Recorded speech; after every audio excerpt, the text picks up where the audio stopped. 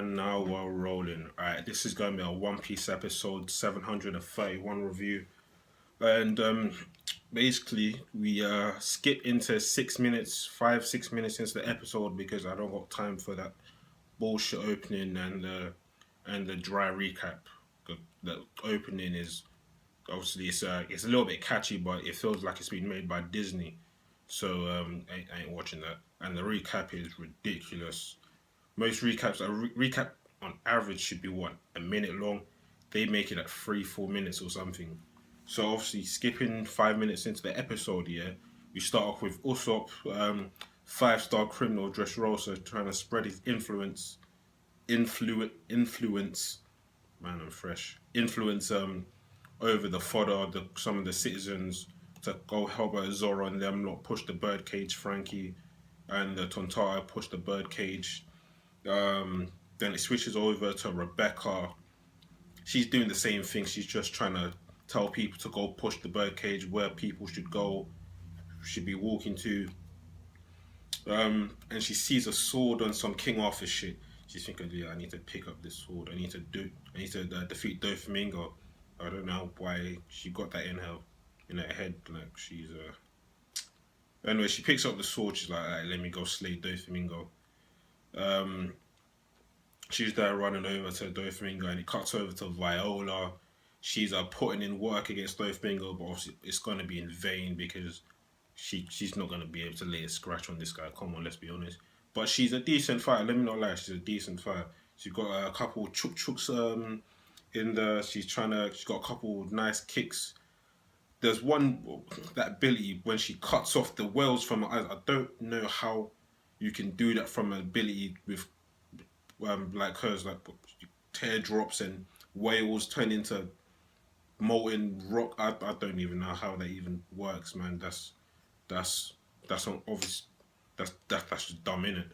But obviously it cuts over to Zoro and the rest. This Fujitora does his little hacky thing, says he's gonna assist them.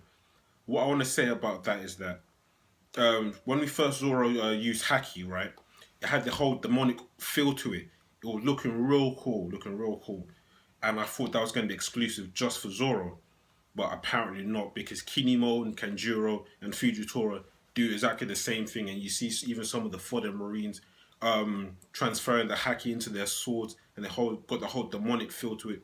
It it kind of takes away from Zoro, to be honest, but when Fujitora done it, it looked real cool. Let me not lie, it looked real cool.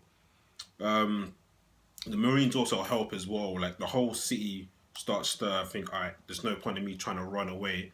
Let me go push the birdcage. I'm thinking, alright, it's not gonna do anything. I don't even remember this in the manga. I don't remember the birdcage actually stopping, but it actually stops for what, a couple seconds. I don't know how long it is in One Piece time, but it stops for a couple seconds, and I don't think that even happened in that manga. So I was kind of surprised. Um, and that was about it. Obviously, Rebecca couldn't, not Rebecca, Viola. By the way, if anyone should have been, should have joined the Straw Hats from Dressrosa, it has to be Viola.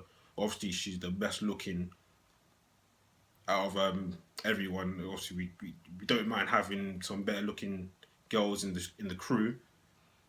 She's a decent swinger. I like the way she was on the ground. She picked up some dirt. She tried to float dirt for me. It was kind of dirty. Obviously, I can't see Robin or Nami trying to do that stuff like that.